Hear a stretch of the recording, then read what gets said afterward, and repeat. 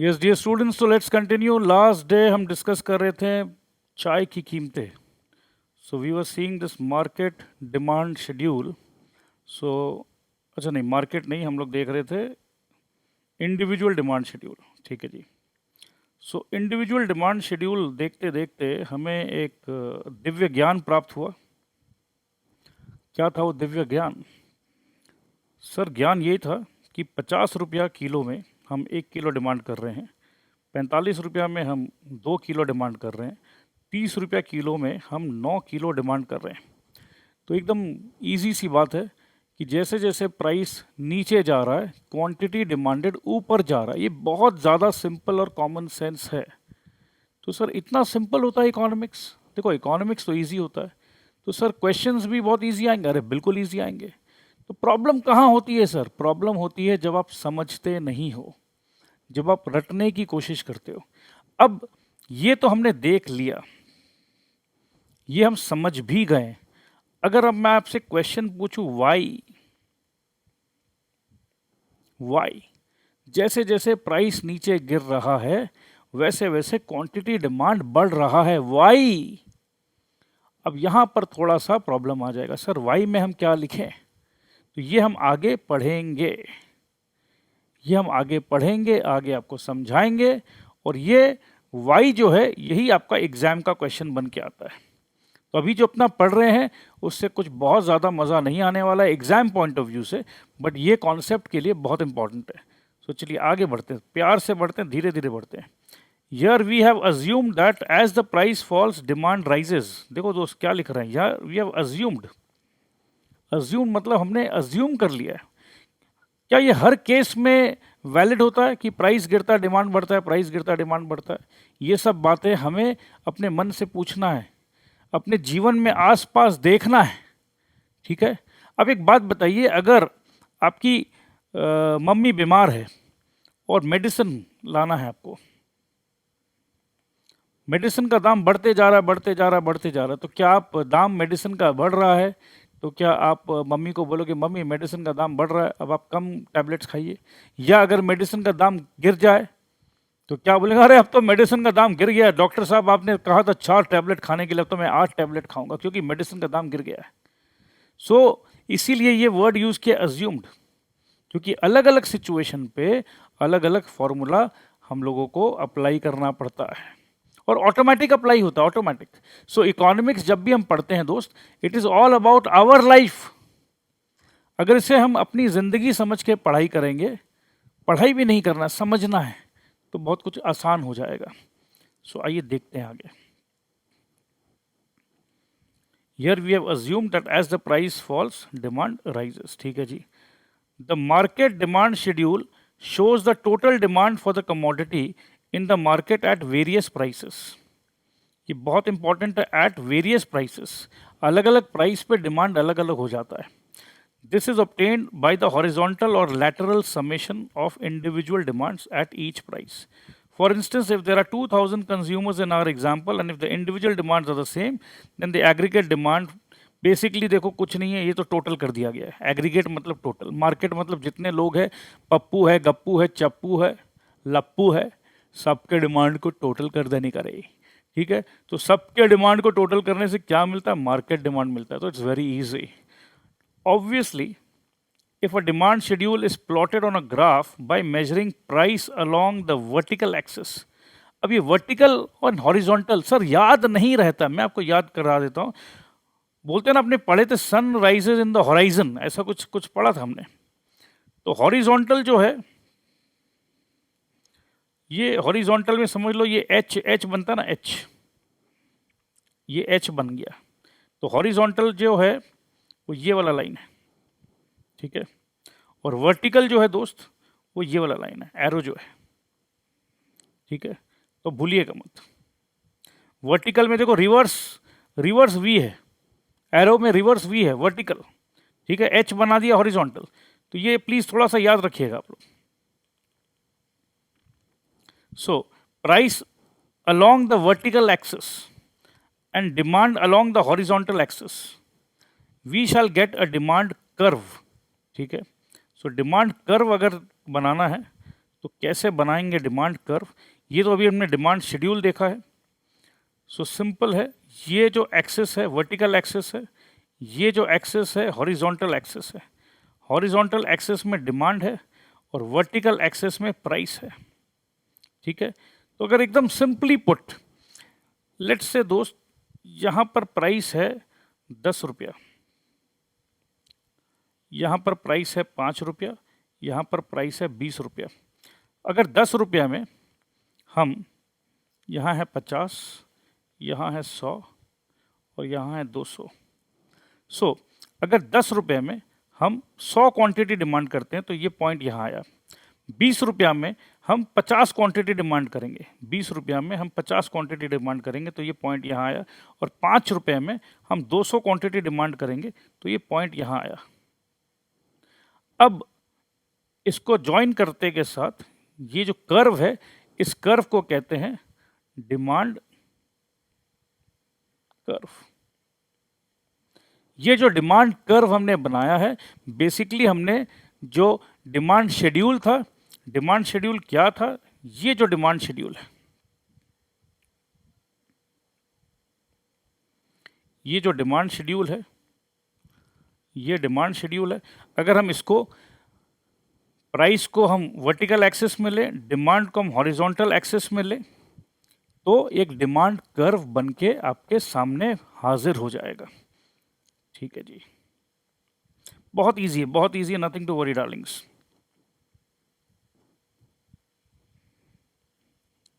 मैं कोशिश करता हूँ किताबों का, बुक्स को यूज़ करने का, जिससे आपको लैंग्वेज मिलता है। बार बार समझिएगा, मैं आपको अपनी सरल भाषा में भी पढ़ा सकता हूँ। I can teach you in my own language, but my own language will not be there in your memory forever. So the book language you can revise again and again. A demand curve is nothing but a geometric representation of a demand schedule. यही बात मैंने अभी just कहा है कि demand curve कुछ भी नहीं है, इट इज नथिंग। तो है क्या ये? Geometric representation. ज्योमेट्रिक रिप्रेजेंटेशन किसका? डिमांड शेड्यूल का।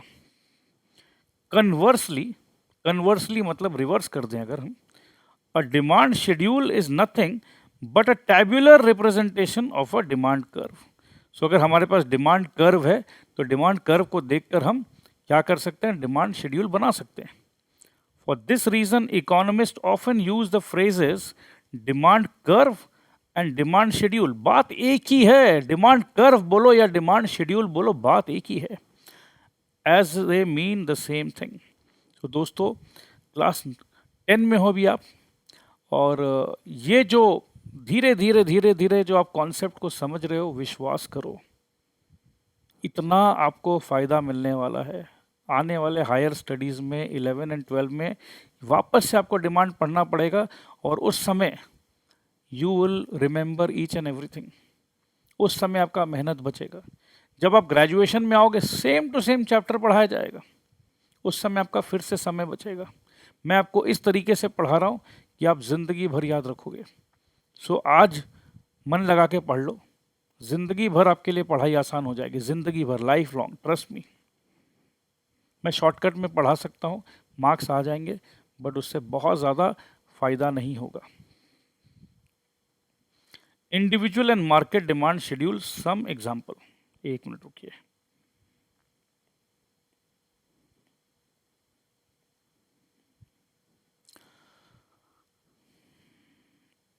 The concept of individual and market demand schedules would be more clear if we consider the following examples. Prepare a market demand schedule on the basis of individual demand schedule shown below.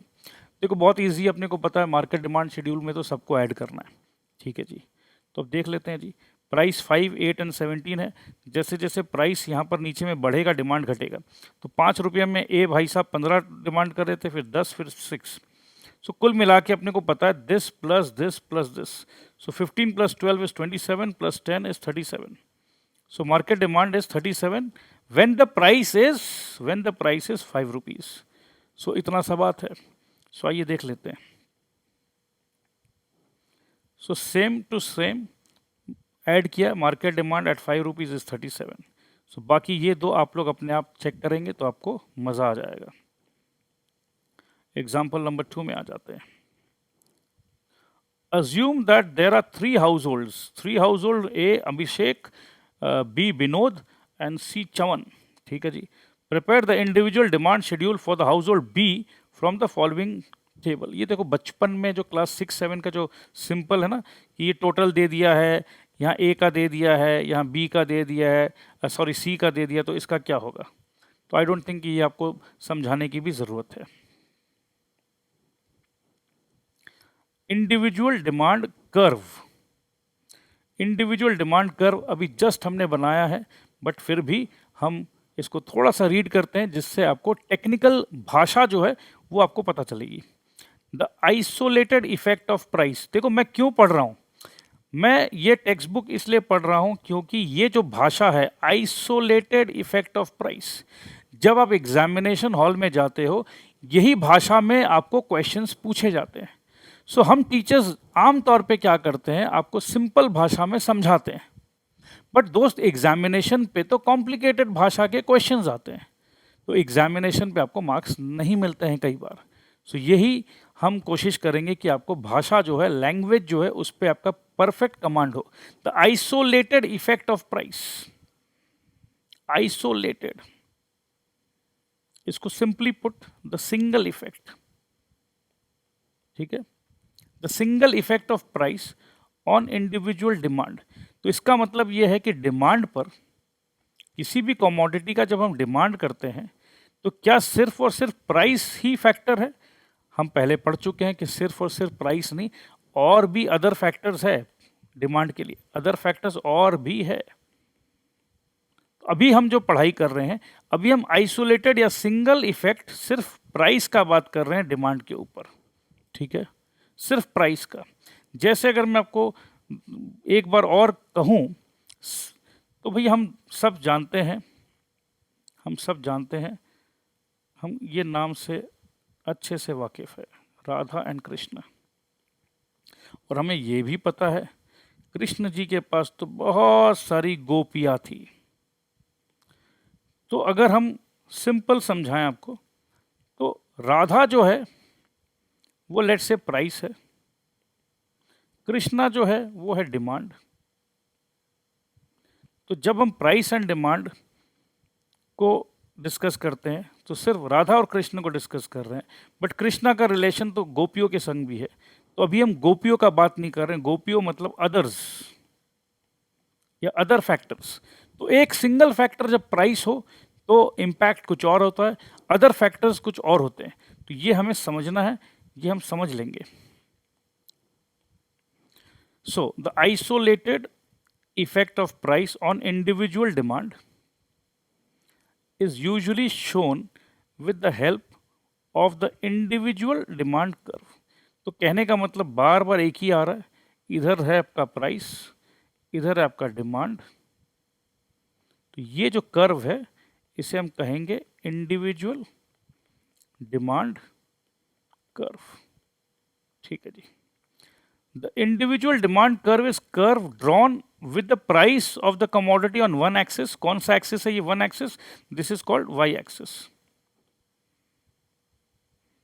ठीक है, usually along the vertical axis and the quantity demanded on the other horizontal axis. The curve is usually drawn as a downward sloping one. ये important है। अब जो curve बन के आता है ये डाउनवर्ड स्लोपिंग कर्व बन के आता है, डाउनवर्ड स्लोपिंग। अब ये डाउनवर्ड क्यों बताया जा रहा है भैया? देखो बात एकदम सिंपल है। अगर यहां पर प्राइस 20 है तो क्वांटिटी डिमांडेड ये है, तो क्वांटिटी डिमांडेड समझ लो 10 है। जैसे प्राइस 20 से 15 में हुआ तो ये देखो यहाँ जाते हैं, ये कर्व यहाँ आता है, इसको यहाँ लेकर आते हैं तो ये 10 से 15 हुआ। प्राइस अगर 10 हुआ तो ये यहाँ आ रहे हैं, ये यहाँ से यहाँ नीचे लेकर आओ तो प्राइस हो गया, क्वांटिटी डिमांडेड हो गया लेट्स से 30। और ये जब प्राइस और नीचे ला रहे हैं तो लेट्स से ये कर्व जो है ये यहाँ आ रहा आ रहा आ रहा आ रहा, कर्व तो टच नहीं हुआ, तो कर्व को वापस थोड़ा और लेकर आते हैं आगे आगे। अच्छा ठीक है, तो लेट्स से ये यहाँ आके कहीं पर टच हो रहा है। तो अब ये देखो ये यहाँ आया, और इसको यहाँ जहाँ टच हो रहा है दोनों मिल रहे हैं, इसको यहाँ लेकर आओ। इसका मतलब 5 रुपया के क्वांटिटी में, प्राइस में क्वांटिटी डिमांडेड लेट से 100 है। सो ये डाउनवर्ड स्लोपिंग का ये सिंपल मीनिंग है, it slopes downwards from left to right. तो ये सब देखो क्या फिल इन द ब्लैंक्स में काम में आता है, it slopes downwards from left to right. तो ये क्या बहुत क्या रटने का चीज़ है, ये तो एकदम सिंपल समझ में आ रहा है कि ये जो कर्व है, ये जो कर्व है, ये ऑफ कोर्स ये लेफ्ट है और ये राइट है। तो ये तो क्या हमें समझ में नहीं आता, this is my left hand and this is right hand. So हमें सब कुछ समझ में आता है, मगर रटने वाले बच्चे सावधान रहिए, आप लोग रट रट के अपना दिमाग को बर्बाद कर रहे हो, तो प्लीज रटना नहीं है।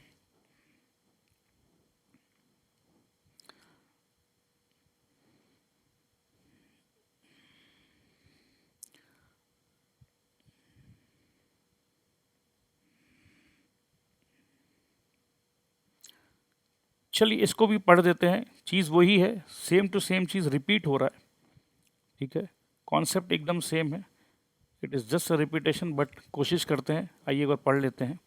फिगर 1, तो दिस इज फिगर 1 आपके सामने है। We have shown an individual demand curve for tea, individual मतलब एक अकेले भाई साहब का। When the price of tea per kilogram OP1, the consumer demand for tea is OQ1। ये जस्ट अभी मैंने आपको जो पढ़ के जो अभी जस्ट दिखाया है, OP1 मतलब व्हेन द प्राइस, जब प्राइस आपका ये है,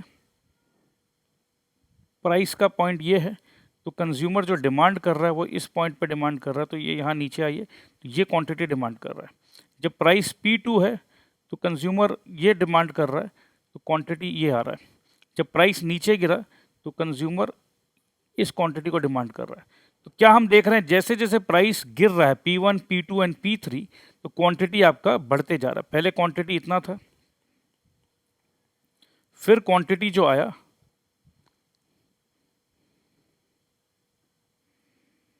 वो क्वांटिटी बढ़ गया दोस्त, वो क्वांटिटी यहाँ तक आ गया, फिर क्वांटिटी और बढ़ इधर आ गया। सो ठीक है, सो बेसिकली ये एकदम क्लियर है, समझ में आ गया, तो मैं इसको छोड़ दे रहा हूँ, ये इसमें कुछ भी नहीं है। हाँ, ये एक चीज़ मैं पढ़ना चाह रहा हूँ, while drawing this demand curve we assuming that all other factors, ये ऑल अदर फैक्टर्स कौन है, ये Gopiya, all other factors influencing the individual demand, मतलब all other factors individual influencing होम कृष्णा, एक्सेप्टिंग इट्स प्राइस मतलब सिर्फ Radha, remain unchanged, it is called ceteris paribus assumption and the demand curve is called ceteris paribus demand curve। कहने का मतलब है और किसी चीज का इन्फ्लुएंस नहीं है, यहां पर सिर्फ और सिर्फ प्राइस और डिमांड का ये कर्व बनाया गया है। ये जो कर्व बना है, ये जो कर्व बना है मेरे दोस्त, इस कर्व में सिर्फ और सिर्फ एक ऐसा रिश्ता है, रिश्ता जहां प्राइस है और जहां डिमांड है। ये मैं बार बार आपको क्यों बोल रहा हूं, आपको भी लग रहा हो कि सर इतना सिंपल सी बात है, आप why are you explaining it over and over and over and over and again. दोस्तों ये समझाने का जो रीज़न है, कुछ देर में आपको समझ में आएगा कि मैं इतना जोरों का एम्फोसिस क्यों कर रहा हूं। ठीक है जी, अब आ जाते हैं मार्केट डिमांड कर्व पे। मार्केट डिमांड क्या होता है ये हमें पता है, जब हम इंडिविजुअल डिमांड को ऐड करते हैं तो मार्केट डिमांड बनता है। अब ये जो ड्राइंग है, मैं आपको सीधा आपको इस ड्राइंग से समझा देता हूँ। दोस्तों ये बहुत सिंपल है, जब प्राइस समझ लीजिए यहाँ 10 रुपया है, PO मीन्स 10 रुपीज़। अब 10 रुपया में ये अलग अलग लोग हैं, ये अलग अलग लोग हैं, समझ लो D से कुछ है, नाम अलग अलग कर दो, तीन तीन व्यक्ति का नाम अलग अलग कर दो। अब देखो अगर बाज़ार में 10 रुपया किलो, 10 रुपया तो चलो आजकल नहीं हो रहा, 70 रुपया किलो में मैंगो मिल रहा है, 70 रुपीज़ किलो में। तो अब अलग अलग तीन भाई पड़ोस में ही रहते हैं, तो भाई ये भाई साहब जो है 70 रुपया किलो में ये डिमांड करते हैं लेट से 5 किलो आम। वही 70 उसी मार्केट में जाके दूसरे भाई साहब जो है ये डिमांड करते हैं 7 किलो आम। और उसी प्राइस में 10 ये 70 रुपया है। तीसरे भाई साहब है, ये आम लेकर आते हैं 10 किलो आम, तो मार्केट डिमांड कितना होगा भाई? 5 + 7 + 10 ये हो गया 22। सो कुल मिला के अगर ये पॉइंट का हम टोटल देखें तो ये पॉइंट आएगा आपका 22। सो ये जो कर्व है, ये तीनों को जोड़ दिया गया 22। So this curve is what? This curve is market demand curve. So दोस्तों मेरे ख्याल से ये ड्राइंग भी आपको एकदम इजीली समझ में आ गया होगा। अब इतना इजी है, अब आपको डरने की कहीं दरकार नहीं है। एग्जामिनेशन में कैसे भी क्वेश्चन पूछ ले, आप आराम से आंसर कर पाओगे। सो मार्केट डिमांड कर्व भी हमने समझ लिया है। सो ये आप लोग प्लीज खुद से रीड करिएगा। ये भी सेम टू सेम है दोस्त, ये सेम टू सेम कॉन्सेप्ट है, ठीक है, सेम टू सेम कॉन्सेप्ट है। ये इंडिविजुअल है, तीन कर्व इंडिविजुअल है, तीनों का टोटल करके ये मार्केट है। अब हम बात करते हैं लॉ ऑफ डिमांड। कुल मिला के बहुत कुछ हमने समझ लिया है। We have gone very slow but we have gone very study. Law of demand,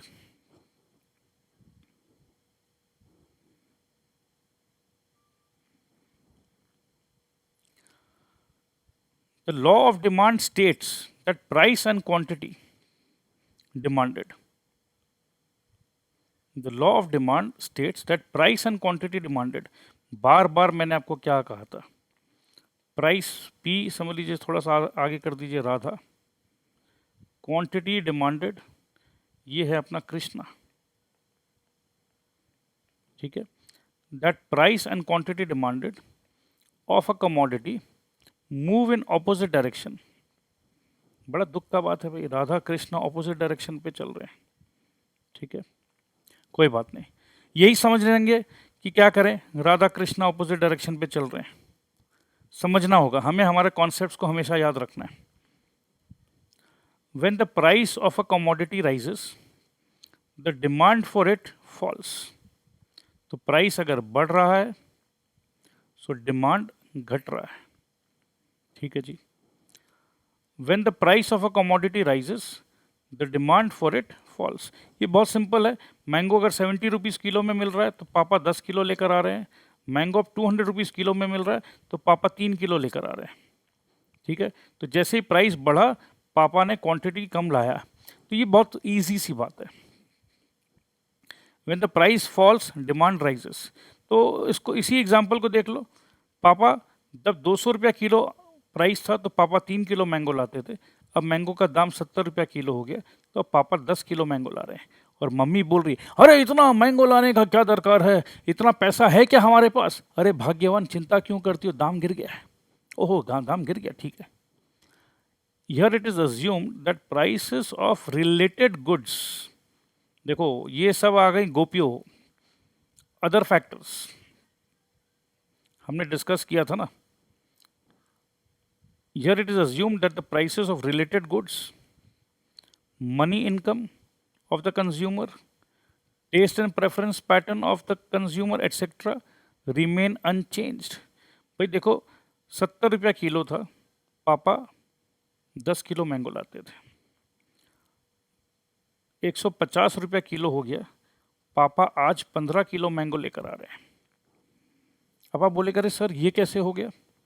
अरे भाई इसलिए हो गया क्योंकि पापा का जो इनकम था यहाँ पर था 10,000 रुपया महीना, यहाँ पर पापा का इनकम हो गया 50,000 रुपया महीना। अब पापा बोलते हैं भाई दाम बढ़ भी गया तो क्या है, अपने पास तो इनकम बढ़ गया है, तो मेरा महंगे दाम में भी, हाई प्राइस में भी मैं डिमांड को बढ़ा दिया हूँ। सो ये है अदर फैक्टर्स। बट अभी तक हम क्या फैक्टर का बात कर रहे थे? प्राइस का और डिमांड का, ठीक है।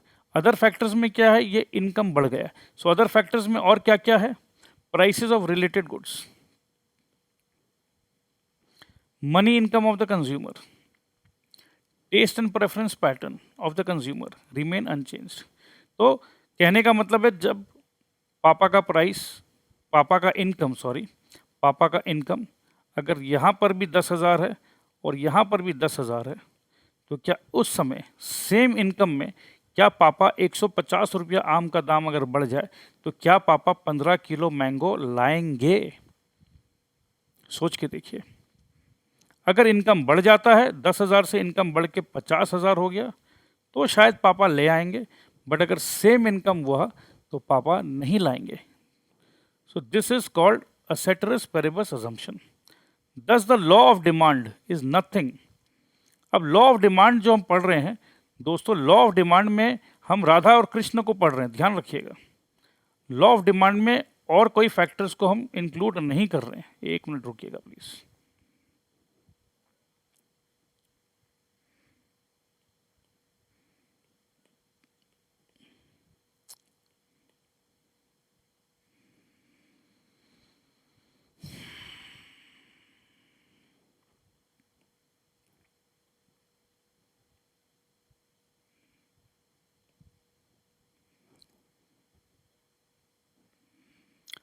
This,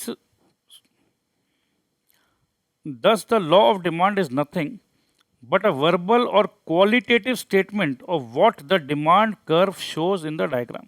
So basically अभी तक हमने डायग्राम पढ़ा, डिमांड शेड्यूल पढ़ा, तो जो हमने पढ़ा है उसी को अगर हम एक स्टेटमेंट के नाम पे लिखेंगे तो statement is law of demand और कुछ भी नहीं है।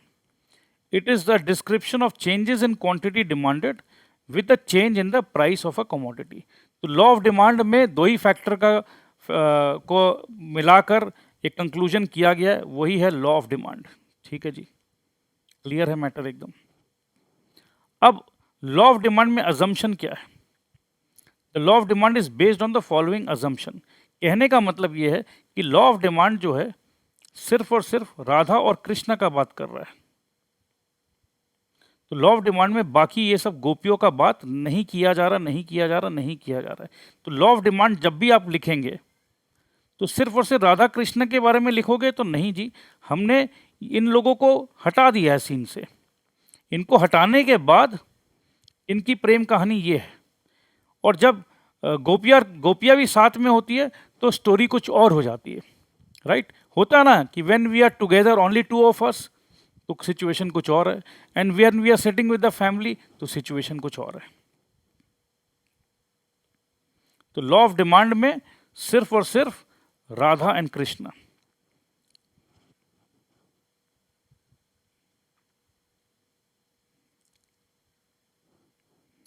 सो लॉ ऑफ डिमांड का अजम्पशन क्या है? Prices of related goods remain unchanged. मतलब अगर रिलेटेड गुड्स का प्राइस चेंज होता है तो मतलब अनचेंज्ड, जैसा है वैसा ही है। क्योंकि अगर चेंज होता है, अगर टी का डिमांड का बात करें और कॉफ़ी के दाम में अगर कुछ चेंजेस आया, हलचल मचा, तो यहाँ पर भी असर आएगा, टी के डिमांड पे असर आएगा। बट हम क्या बोलना चाह रहे हैं कि कॉफ़ी का दाम में कोई परिवर्तन नहीं आ रहा है, कॉफ़ी का दाम एज इट इज़ है। Income of the consumer remain unchanged. पापा का इनकम एज इट इज़ है, बढ़ नहीं रहा है, घट नहीं रहा है। The taste and preference pattern of the consumer remain unchanged. कल तक तो भैया मैं मैंगो खाता ही नहीं था, आज भी नहीं खाता हूँ। तो भाई जब मेरे घर में कम बच्चे मैंगो पसंद करते तो डिमांड वैसा ही है। बट अचानक से सब बच्चे बोलते नहीं मैंगो खाएंगे, मैंगो खाएंगे। अब जैसे अगर कोविड-19 का सिचुएशन है, अचानक से सब कोई बोलते हैं भाई च्यवनप्राश खाओ, हेल्थ अच्छा रहेगा, तो टेस्ट एंड पैटर्न चेंज हो गया। अचानक से जब पैटर्न चेंज होता तो डिमांड बढ़ जाता है। Total number of consumers of a commodity within a region remains constant. भाई हमारे मोहल्ले में जो सब्जी वाला आता था हमारे मोहल्ले में, उसको पता है कि यहाँ पर 500 फैमिलीज रहती है, ठीक है। अब जब 500 फैमिलीज रहती है तो उसको पता है कि यहाँ पर 500 किलो का अप्रोक्सीमेट पोटैटो का डिमांड है, अप्रोक्सीमेट डेली, तो 500 किलो के हिसाब से वो लेकर आता है। बट इमेजिन करो अब हमारे हाउसिंग में और नए नए लोग आ गए, क्योंकि हमारा बहुत बड़ा हाउसिंग है, 1500 फैमिली रह सकती है। अब अगर बहुत सारे लोग बढ़ गए हैं तो डिमांड भी बढ़ जाएगा, ठीक है। सो यहाँ पर ये चारों फैक्टर कांस्टेंट है। अरे चार नहीं सर, और भी फैक्टर्स है। अच्छा जी, अच्छी बात है। The pattern of income distribution in the societies remain unaltered, ठीक है। मतलब इनकम जितना पैटर्न था, जैसे आ रहा था सबका वैसे ही है। The consumers behave normally. The consumption decisions or the quantity to be consumed are not influenced by any other considerations except the present movement of the price of the commodity. अब भाई अचानक समझ लीजिए किसी बड़े डाइटिशियन ने कह दिया कि अरे भैया आप लोग क्या कर रहे हो, डेली सिर्फ 100 ग्राम फल खाते हो, नहीं नहीं कम से कम आपको 1 किलो फल खाना चाहिए। तो अचानक आपका पैटर्न चेंज हो जा रहा है, ठीक है, डिसीजन चेंज हो जा रहा है। No new substitutes are discovered. So ये सब एक्सेप्शंस है। अगर कोई नया सब्सटीट्यूट आ जाए, अगर इमेजिन करो हम कल तक किसी चीज़ को डिमांड कर रहे थे और लेट्स से कोका कोला का ही बात कर लेते हैं। कोका कोला हमसे 15 रुपीज़ पर बॉटल ले रहा है, बट अचानक एक ऐसा सब्सटीट्यूट आया जो कोका कोला से भी बेटर टेस्ट है और उसका दाम सिर्फ 10 रुपया है। तो सब्सटीट्यूट भी आ गया, new substitute, better substitute, price भी कम। तो भैया कोका कोला का डिमांड क्या सेम रहेगा? नहीं रहेगा। बट ऐसा कुछ भी नहीं हुआ है। तो सब फैक्टर्स को हटा दिया, सिर्फ 2 factor Radha and Krishna, that means price and quantity demanded. तो सिर्फ प्राइस एंड क्वांटिटी डिमांडेड से आता है law of demand. But sir real जिंदगी में क्या ऐसा होता है क्या? बिल्कुल नहीं होता है। रियल जिंदगी में तो भैया नए प्रोडक्ट्स भी आएंगे, इनकम बढ़ेगा भी, इनकम घटेगा भी, इनकम पैटर्न भी चेंज होगा। तो इसका मतलब ये लॉ ऑफ डिमांड जो है सिर्फ एक बार आपको समझाने के लिए, सिर्फ एक बार समझ लो मेरे भाई कि प्राइस गिरता है, डिमांड बढ़ता है, प्राइस बढ़ता है, डिमांड घटता है। इसको कहते हैं लॉ ऑफ डिमांड। बस इतना सा बात है। मगर रियल जिंदगी में मामला कुछ और रहता है, क्योंकि बहुत सारे फैक्टर्स रहते हैं, बहुत सारे फैक्टर्स का प्लस एंड माइनस करके हम डिसीजन लेते हैं। Thus the law of demand assumes that all other determining factors, देखो बोल भी रहा है all other determining factors, तो ये फैक्टर्स जो है all other demand determining factors, sorry I missed this word, demand determining factors except the price of a commodity remain unchanged। भैया अनचेंज क्यों रहेगा? हम तो चाहेंगे कि हमारा इनकम बढ़े। हम क्यों चाहेंगे कि आज मेरा सैलरी 10,000 है तो 10,000 ही रहे? हम तो चाहेंगे कि हमारा इनकम बढ़े। हम तो चाहेंगे कि नए नए अच्छे अच्छे सब्सटीट्यूट्स आए। हम तो चाहेंगे कि अच्छे सब्सटीट्यूट का अच्छा दाम मिले। हम हमेशा चाहेंगे, ठीक है, हम हमेशा चाहेंगे कि आज हम किसी चीज़ को पसंद कर रहे हैं तो कल हम नापसंद भी करेंगे, कोई ज़रूरी है? तो ये सारे फैक्टर्स को समझेंगे, आगे डिटेल में समझेंगे। अभी तक मेरे ख्याल से बहुत स्लो, बहुत स्टडी जा रहे हैं, बट आपके दिमाग में एक बार अगर ये छप जाएगा तो निकलेगा नहीं, ये बहुत ज़्यादा ज़रूरी है। अब ये आया सबसे इंपॉर्टेंट सवाल, वाई। ये बात तो सर आपने समझा दिया कि डिमांड स्लोप नीचे आता है, कर्व नीचे आता है, प्राइस बढ़ रहा है तो डिमांड घट रहा है, बट ऐसा क्यों? Why why why why why? Now this is getting serious now. अब यहाँ से आपके एग्जामिनेशन पॉइंट ऑफ व्यू का कवरेज स्टार्ट होता है। सो आइए देखते हैं reasons for the downward sloping demand curve. There remains an inverse relationship between price of a commodity and demand for that commodity। ये बात हम पढ़ पढ़ के पक गए हैं। इनवर्स रिलेशनशिप, ठीक है, नई नई शब्द है, भूलिएगा मत। इनवर्स मतलब प्राइस ऊपर, डिमांड नीचे, डिमांड, चलिए ठीक है, प्राइस नीचे, डिमांड ऊपर, इनवर्स रिलेशनशिप, इसे कहते हैं law of demand. As a result the demand curve for any commodity as shown in figure 1 and 2 becomes downward sloping. यहाँ तक बात हमें समझ में आ चुकी है सर, अच्छे से आ चुकी है, ओके भाई।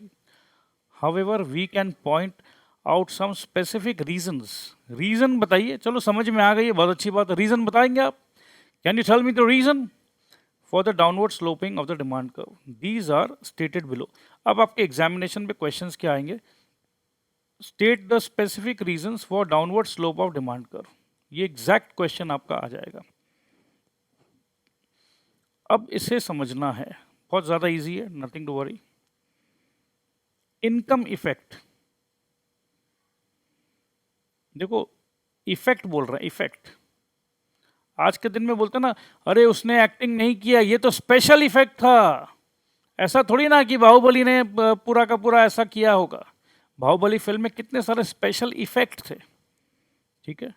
अब उसी प्रकार से इनकम इफेक्ट, इसका मतलब ही है कि इनकम हो सकता है, एक्चुअल में तो राइज नहीं हुआ, एक्चुअल में इनकम तो नहीं बढ़ा, बट ऐसा लग रहा है effect.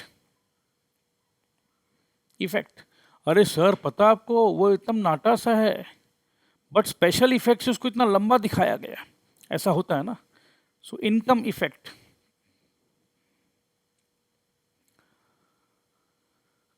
When the price of a commodity falls, the consumer will have greater purchasing power. Greater purchasing power, please समझिएगा भाई। आज 5 रुपया पीस कुछ चीज मेरे को मिल रहा है, मेरे पास बजट है 100 रुपया का, तो 100 रुपया अगर मेरे को खर्च करना है तो मैं घर पे टोटल कितना पीस लेके जाऊंगा, 20।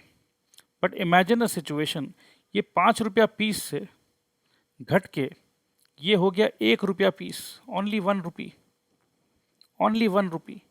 तो 1 रुपया होते के साथ अगर कल तक मैं 20 पीस खरीद रहा था, तो आज के दिन में अगर मेरे पास 100 रुपया का बजट है, तो मैं 20 के जगह 100 पीस खरीदने का हिम्मत रखता हूँ। मेरे अंदर वो ताकत आ गया, परचेजिंग पावर आ गया। Now I can purchase, instead of 20 I can purchase 100 piece. Oh my God. अब एक चीज बताइए, अगर 100 पीस मेरे को पहले परचेज करना होता जब दाम 5 रुपया था, तो मेरे को कितने पैसे खर्च करने पड़ते, मेरे को खर्च करने पड़ते 500 रुपीज। बट आज मेरे को सिर्फ और सिर्फ 100 रुपया में 500 रुपया का ताकत मिल रहा है या नहीं मिल रहा है। सिर्फ 100 रुपये में 500 रुपया का ताकत मिल रहा है या नहीं मिल रहा है। कहने का मतलब है कि 5 रुपया पीस का आइटम अगर 1 रुपया पीस हो जाए तो मेरी ताकत बढ़ती है। उतना ही रुपया है मेरे पास कल भी 100 रुपया था, आज भी 100 रुपया है, बट ऐसा प्रतीत हो रहा है, ऐसा इफेक्ट आ रहा है कि अब ये 100 रुपया नहीं है। ये 100 रुपया मत समझो, हाँ हाँ इसे 500 रुपया समझो। तो कहीं ना कहीं अंदर से आपको ऐसा फीलिंग आ रहा है कि अरे वाह, ऐसा लग रहा है कि मैं 100 पीस लेकर जा रहा हूं, तो मेरे बच्चों को ऐसा लगेगा कि अरे वाह, पापा तो आज 500 रुपया खर्च कर दिए हमारे ऊपर।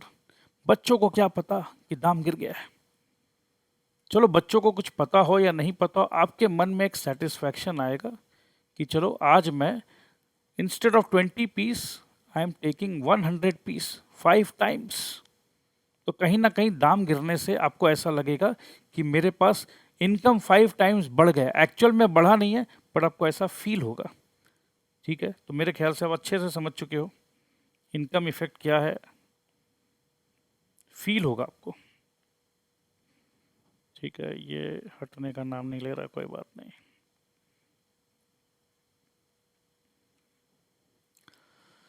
ठीक है, purchasing power, even if his income does not change. जैसे मैंने आपको एग्जांपल में समझाया, क्या उसका इनकम चेंज हुआ? नहीं जी, 100 रुपया था, 100 रुपया ही है। This usually induces him to increase his demand. Induces him, अंदर में एक फीलिंग आता है, इंड्यूस करता है, अरे भैया 1 रुपया पीस हो गया, ज्यादा ले ले, फॉर द कमोडिटी। अब आप बात को समझिए, हम पढ़ रहे हैं डाउनवर्ड स्लोप क्यों होता है, भूलिएगा मत। We are trying to understand the reason for downward slope. We are trying to understand the reason when the price falls, the quantity demanded increases. So simply put, when the price was, in this instant case, when the price was 5 rupees, quantity demanded was 20. And when the price is 1 rupee, quantity demanded is 100. So simply, जैसे जैसे price नीचे गिरा है, demand ऊपर बढ़ा है।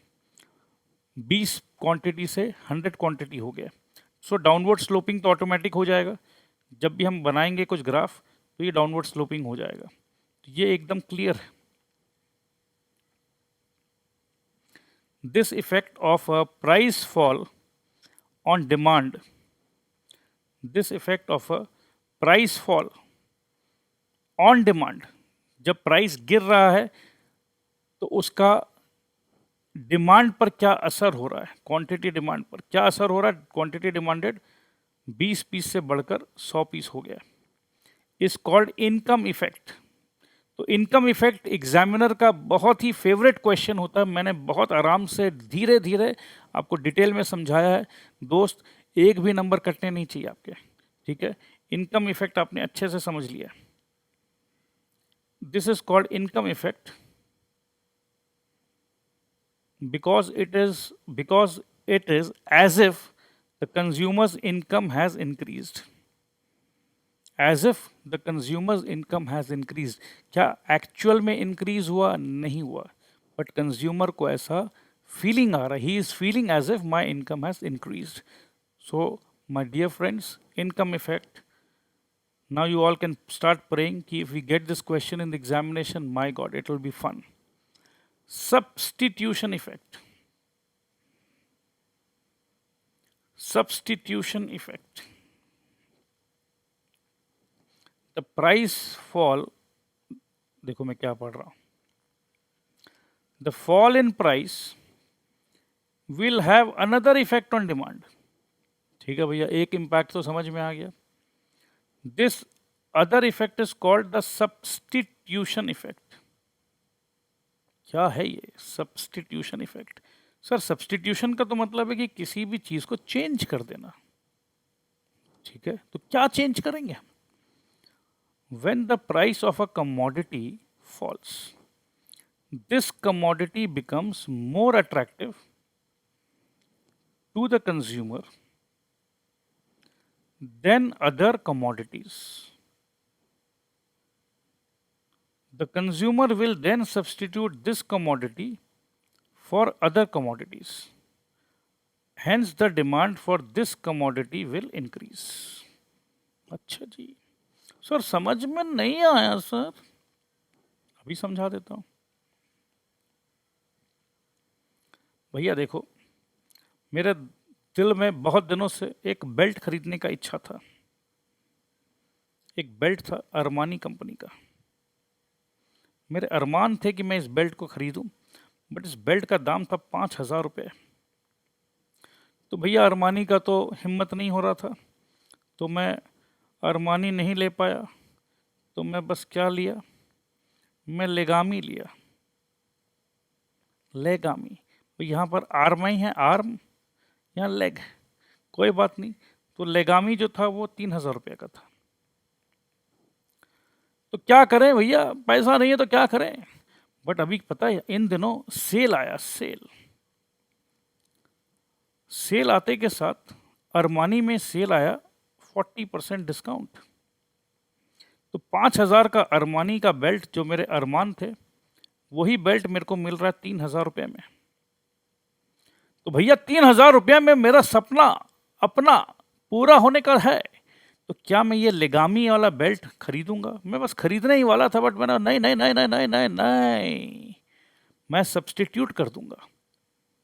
तो कल तक अरमानी का बेल्ट जो मेरे रीच के बाहर था, आज जैसे ही दाम गिरा मेरे को 3,000 रुपये में ये अरमानी ज़्यादा अट्रैक्टिव लगा। So I am getting more attracted towards that good which was earlier at a higher price bracket, but today the price has fallen, so I would like to purchase that। So in that situation the demand for Armani belts has increased।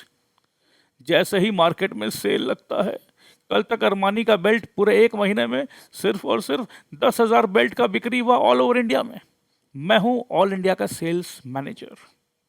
अब मेरे को पता है boss को कैसे खुश करना है। सर अभी इंडिपेंडेंस डे ऑफर निकाल देता हूँ सर, 40% ऑफ का ऑफर निकाल देता हूँ सर, 10,000 बेल्ट का गारंटी मैं देता हूँ sir, 10,000 belt we will cell.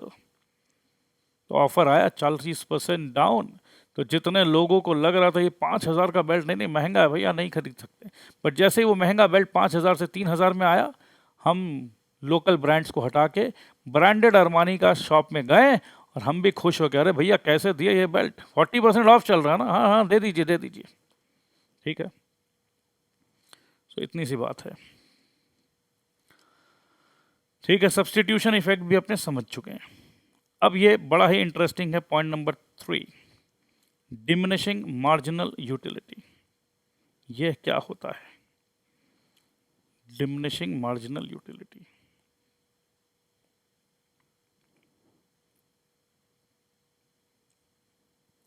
This is very important, friends. So let's read and understand. Diminishing marginal utility. The additional utility that the consumer, अच्छा भाई एक काम करते हैं, इसको पढ़ने से पहले मैं आपको एक छोटा सा एक किस्सा सुनाना चाहता हूँ. आपको पता है या नहीं पता, आई डोंट नो, बट मैं बताना चाहता हूँ कि मुझे गुलाब जामुन, उफ, आई लाइक गुलाब जामुन. जब भी किसी शादी में जाता था, जब मैं छोटा बच्चा था, बड़ी शरारत करता था, गुलाब जामुन बहुत खाता था. सो गुलाब जामुन, जब मैं पहला गुलाब जामुन खाता था, ओ माय गॉड, पूछो मत, मज़ा आ जाता था यार. मतलब घर से जब निकलता था ना, तो वो सोचते हुए ही निकलता था, दिमाग में, दिल में पानी आ जाता था, जीभों में, कि oh my God gulab jamun खाना है. बस इंतज़ार करता था कब वो डिनर स्टार्ट हो तो मैं गुलाब जामुन काउंटर पे जाऊं. फर्स्ट गुलाब जामुन मैंने खाया, अब भैया शादी का माहौल है, पैसा तो लगना नहीं है, ठीक है, तो और खाओ, अनलिमिटेड खाओ, जितना खाना खाओ. अब एक बात बताओ, अनलिमिटेड है, पैसा लगना नहीं है, तो क्या आप क्या जितना कितना खा लोगे भाई? जितना जिसका कैपेसिटी है. अब कैपेसिटी कैसे पता चलता है? एक गुलाब जामुन खाया, मज़ा आ गया. दूसरा खाया, मज़ा आया, थोड़ा सा कम. तीसरा खाया, मज़ा तो आया बट थोड़ा सा और कम. चौथा खाया, मज़ा आया, थोड़ा और कम. पांचवा गुलाब जामुन खाने के बाद, अरे भैया अब तो पेट टाइट लग रहा है. भैया एक बात बताइए, गुलाब जामुन जो बना था वो तो सेम है ना, 5 का 5 गुलाब जामुन, गुलाब जामुन 1, गुलाब जामुन 2, गुलाब जामुन 3, गुलाब जामुन 4, गुलाब जामुन 5. बट जब ये गुलाब जामुन खाया तो 100 में से 100 का फीलिंग आया. ये गुलाब जामुन खाया तो 80 का फीलिंग आया. ये गुलाब जामुन खाया तो 60 का फीलिंग आया. और ऐसे करते करते ये गुलाब जामुन खाने में -10 का फीलिंग आया. -10 वाला नहीं भैया, उल्टी उल्टी हो जाएगा, वॉमिटिंग हो जाएगा. तो मैं ये बोलना चाहता हूँ, ये गुलाब जामुन और ये गुलाब जामुन दोनों का क्वालिटी तो सेम है, एग्जैक्ट सेम क्वालिटी, सेम घी, सेम चीनी, सब कुछ सेम है. बट पहला गुलाब जामुन खा रहे हैं तो 100 वाला फीलिंग आ रहा है, लास्ट गुलाब जामुन खा रहे हैं जिसमें -10 वाला फीलिंग आया. तो -10 वाला फीलिंग आने के बाद क्या मैं गुलाब जामुन और खाऊंगा? नहीं भैया, माफ़ कर दीजिए भैया, माफ़ कर दीजिए, और नहीं खाएंगे हम. तो ये जो इम्पैक्ट है, इसे ही कहते हैं diminishing marginal utility. Diminishing marginal utility. तो ये जो 100 पॉइंट्स था, ये जो 100 पॉइंट था, इसको यूटिलिटी समझ लीजिए एक एग्जाम्पल में. 80 को यूटिलिटी समझ लीजिए, 60 को यूटिलिटी समझ लीजिए. ऐसे करते करते -10 जो है, इसको -10 यूटिलिटी समझ लीजिए. तो ये डिमिनिशिंग मार्जिनल यूटिलिटी का कॉन्सेप्ट एकदम क्लियर हो गया. यही है डिमिनिशिंग मार्जिनल यूटिलिटी. अब सर, ये डिमिनिशिंग मार्जिनल यूटिलिटी को हम कैसे ये स्लोप वाला एग्जाम्पल से कैसे रिलेट कर रहे हैं कि नेगेटिव स्लोप होता है तो diminishing marginal utility? Sir connect नहीं आ रहा है, ठीक है, अभी कनेक्ट आ जाएगा. तो आइए रीड करते हैं. अरे भैया वापस से आ गया, चलो कोई बात नहीं. The additional utility that the consumer derives from the additional consumption. ठीक है, द एडिशनल यूटिलिटी. तो पहला गुलाब जामुन खाया, यूटिलिटी आया 100. दूसरा गुलाब जामुन खाया तो यूटिलिटी आया +80. +80, 100 तो आया था, दूसरा में +80 आया. So the additional utility that the consumer derives from the additional consumption. तो एडिशनल कंजम्पशन था गुलाब जामुन नंबर 2. ये है गुलाब जामुन नंबर 2, एडिशनल है 80 utility. Save by 1 unit of any commodity is known as the marginal utility of that commodity. ठीक है, so ये जो 80 है, ये है marginal utility. According to Alfred Marshall, a consumer gets maximum satisfaction from the consumption of a commodity when the price paid for the commodity, say px, is equal to the marginal utility, say mux. अब यहाँ तो मैंने जो example दिया, शादी का example दिया, ठीक है, शादी का एग्जाम्पल में तो यहाँ सब कुछ फ्री था. हम फ्री था तो भी हम खाते रहे जब तक कि हमारा पेट जवाब नहीं दे दिया. अब इसी एग्जाम्पल को ऐसा ले लेते हैं कि भैया 100 रुपया का गुलाब जामुन है. अरे एक मिनट दोस्त,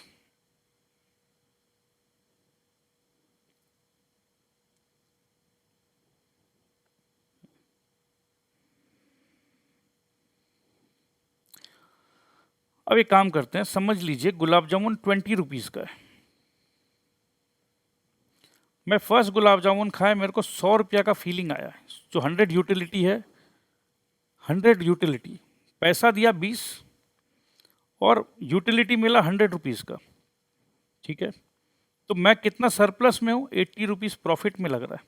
बोला इसका मतलब ये है कि अरे भैया गुलाब जामुन तो सिर्फ 20 रुपए का है, 100 रुपया भी अगर मांग लेता ना, मेरे को इतना मेरे अंदर में, इतना अंदर में फीलिंग आ रहा ना कि बस गुलाब जामुन खाना है यार, 100 रुपया भी दे देता मैं, ठीक है।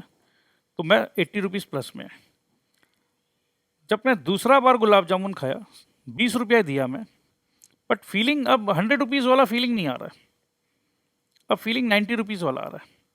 तो ऐसे करते करते जब मैं गुलाब जामुन खाया खाया खाया, तो एक टाइम ऐसा आया कि अब मेरे को 20 रुपया में 20 रुपया वाला ही फीलिंग आ रहा है। अब इसके बाद अगर मैं खाऊंगा ना, क्योंकि पेट एकदम टाइट हो गया, तो मेरे को ऐसा लगेगा कि ज़बरदस्ती खा रहा हूँ। तो मेरे को 20 रुपया देकर एकदम नेगेटिव फीलिंग आने वाला है। तो क्या मैं 20 रुपया खर्च करूंगा? क्यों करूंगा भैया? पैसा खर्च करूं और मेरे को अच्छा भी नहीं लगे, तो क्या हम लोग बेवकूफ़ है कि पैसा खर्च करेंगे? नहीं करेंगे। सो यही है मार्जिनल यूटिलिटी का कॉन्सेप्ट। तो अगर पैसा है, बेसिकली हम उतना ही पैसा देना चाहते हैं जितना मेरे को यूटिलिटी मिल रहा है। अब एक और बात यूटिलिटी से, 10 रुपया का पानी का बॉटल, 10 रुपया का पानी का बॉटल। अब हम राजस्थान के डेजर्ट में फंस गए। उस समय तो ऐसा है कि अगर कोई मेरे को 100 रुपया में भी बॉटल दे दे पानी का, तो उस समय मेरे को वो 10 रुपया का पानी का बॉटल में मेरे को यूटिलिटी 100 रुपीज़ का मिल रहा है, तो मैं 100 रुपीज़ भी देने के लिए रेडी हो जाऊंगा। बट अगर एकदम सब जगह पानी ईजिली अवेलेबल है, तो क्या मेरे को वो 100 रुपीज़ का यूटिलिटी लगेगा? नहीं लगेगा। तो यूटिलिटी का कॉन्सेप्ट इस तरीका से समझिएगा। इसी प्रकार से आपको पता है आइनॉक्स मूवी हॉल में 50 रुपया का popcorn maximum they are selling for 500 rupees. क्यों? क्योंकि उस समय अरे भैया अलग माहौल है, सिनेमा बैठ के देख रहे हैं अपनी गर्लफ्रेंड के साथ, उस समय साथ में वो मेरे को पॉपकॉर्न खिलाए अपने हाथ से, आहा हा, इसके लिए तो भैया 500 रुपया भी देना मंजूर है। तो उस समय आपको 50 रुपया का पॉपकॉर्न का यूटिलिटी 500 रुपया लग रहा है, वो एम्बियंस मिल रहा है, एनवायरनमेंट मिल रहा है, तो आपको क्योंकि वो एम्बियंस एनवायरनमेंट मिल रहा है, तो आप पैसे देने के लिए रेडी हो।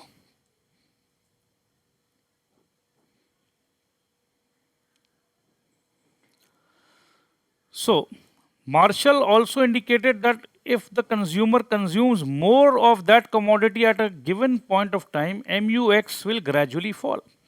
This is called the law of diminishing marginal utility. भाई जो मैंने आपको बताया कि एक गुलाब जामुन के बाद दूसरा गुलाब जामुन, दूसरा के बाद तीसरा, तीसरा के बाद चौथा, तो आपका यूटिलिटी गिरते चला जाएगा। Thus, at the level of maximum satisfaction of any consumer, PX is equal to MUX. Now, if there is a fall in the price, then marginal utility becomes greater than PX. Thus, the consumer finds that he will get relatively higher marginal utility compared to his sacrifice in terms of the price paid for the commodity. So, he will usually consume more of that commodity. So, as a result, MUX will fall. This process continues until MUX is equal to PUX। कहने का मतलब जो मैंने आपको बताया था, 100 रुपया का यूटिलिटी फील हो रहा है, बट गुलाब जामुन का दाम 20 रुपया है, गिरते गिरते गिरते गिरते अब फीलिंग आएगा 20 रुपया। तो जब तक ये 20 to 20 नहीं आएगा, तब तक मैं खाता रहूँगा खाता रहूँगा खाता रहूँगा। So if you get an inverse relationship between PX and consumption of X। सो दोस्तों मेरे ख्याल से ये एकदम ईजी था मार्जिनल यूटिलिटी डिमिनिशिंग का। तो हम खरीदते रहेंगे खरीदते रहेंगे। कहने का मतलब ये है कि क्वांटिटी डिमांड कैसे बढ़ रहा है भैया, 20 रुपया का गुलाब जामुन, बट खा के मज़ा मिल रहा है 100 रुपये का, तो भैया एक और खिला, एक और खिला यार, मन कर रहा है एक और खाने का। क्यों मन कर रहा है? यही आपका क्वेश्चन है कि मन क्यों कर रहा है। अरे भैया मन इसलिए कर रहा है क्योंकि पैसे कितने दे रहे हो, you just giving 20 rupees and you are deriving the benefit of 100 rupees, so you become लालची। ये हम लोगों का ह्यूमन साइकोलॉजी। अरे भैया 20 रुपया दे रहे हैं, मज़ा 100 रुपया का मिल रहा है, अरे फिर तो भैया मज़ा छोड़ेंगे नहीं हम, फिर 20 रुपया भैया एक गुलाब जामुन और खिलाइए। बट इस बार 100 रुपये का मज़ा नहीं मिला, इस बार 90 रुपये का मज़ा मिला। तो भी आपको मज़ा मिल रहा है, 20 रुपया दिया, 90 रुपये का मज़ा। अरे भैया एक गुलाब जामुन और खिलाइए ना भैया, मेरे दोस्त को भी खिलाइए। 20 रुपया दिया, मज़ा मिला 80 रुपये का, फिर भी खाओगे ना, क्योंकि आप सरप्लस में हो। तो इसे कहते हैं कंज्यूमर सरप्लस। फिर 20 रुपया दिया, भैया एक गुलाब जामुन और खिलाइए। तो कहने का मतलब ये है कि प्राइस 20 रुपया है तो आप गुलाब जामुन खाते जा रहे हो।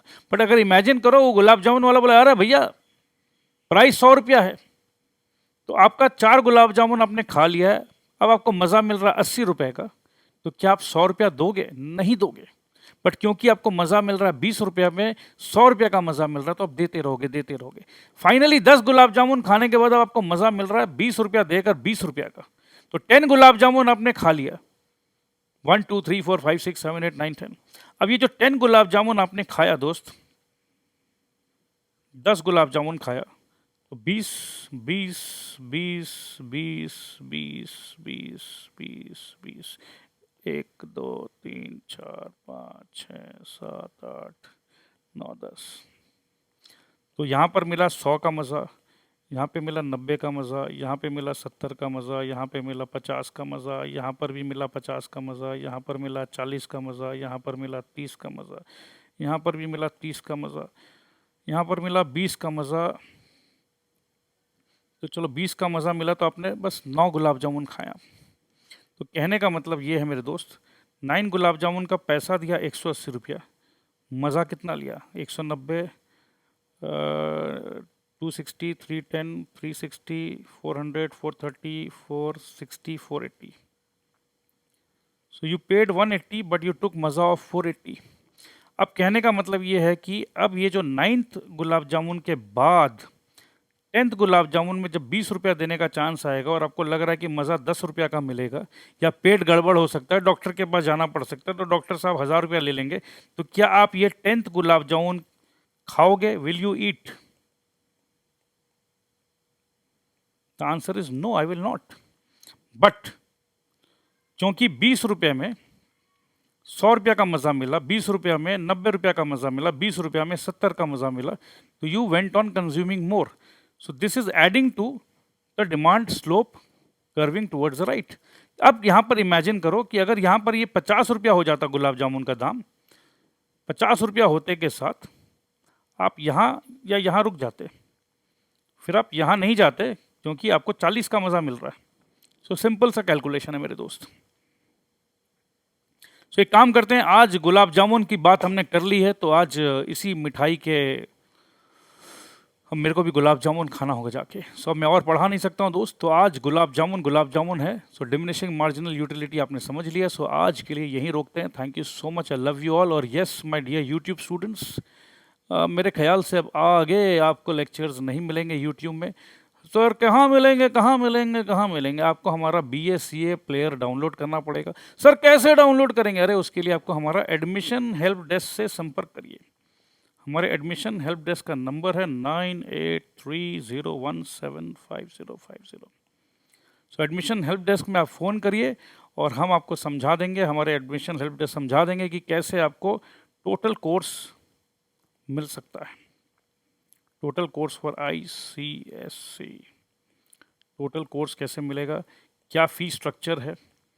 अगर कुछ भी परेशानी है तो आप मेरे को कॉल कर सकते हो। I try to help as far as possible, and I am very sure कि ये क्लासेस आपको अच्छे लग रहे हैं, क्योंकि आज का जो सिचुएशन है, जूम ऐप या कोई दूसरे ऐप में जब आप 10, 15, 20 बच्चे मिलकर पढ़ते हो तो कॉन्सेंट्रेट नहीं कर पाते हो। हमारे टेक्नोलॉजी में high definition, super high definition quality of the picture and the sound quality is good. आप घर पे आराम से लेक्चर्स को डाउनलोड करिए, उस लेक्चर को 2 बार 3 बार आराम से देखिए, कोई टेंशन नहीं है। सुबह देखिए, शाम देखिए, जब देखना तब देखिए, ठीक है। और उसके बाद अगर आपको क्वेरी है, सर कुछ डाउट्स है, तो क्या होगा, हम आपको व्हाट्सएप ग्रुप में ऐड करेंगे। So you will be added in the WhatsApp group. आप मेरे से पूछ सकते हैं और उसके बाद हम आपसे वीडियो चैट भी कर सकते हैं। वीडियो कॉन्फ्रेंसिंग में we can chat for any query sessions. So that's all for the day my friends. So thank you so much, I love you all, bye bye.